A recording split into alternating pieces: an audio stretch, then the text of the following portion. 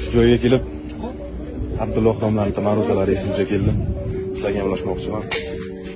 Yurakni yozadigan, g'am tashvishlarni bulutini ketkazadigan amallardan bittasi bu sayohat.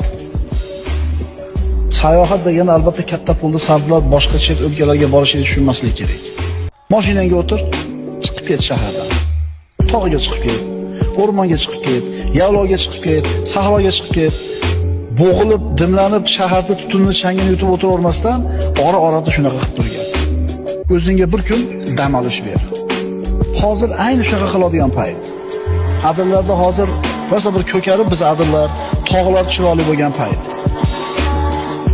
Ochiq turgan mana shu koinotning kitobiga nazar solish kerak birodarlar. Shunda Alloh taoloning qudratini, azamatini guvohi bo'lamiz. Ko'klamzorlar, go'zal bog'roqlar, bir-biriga tutashib ketgan o'rmonlar, tog'dagi archazorlar.